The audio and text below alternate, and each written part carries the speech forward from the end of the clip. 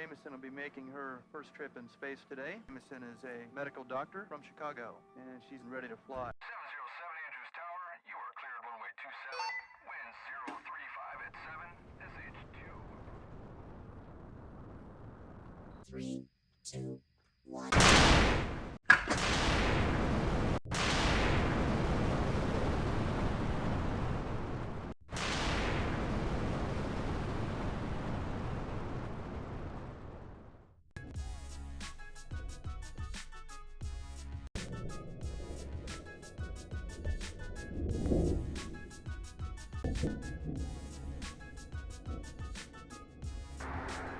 And liftoff of Endeavour on America's 50th space shuttle flight.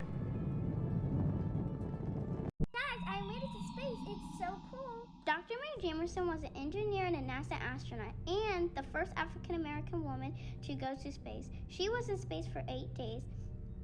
When she was in space, she completed experiments on weightlessness and motion sickness. It's been 8 days. Time to go back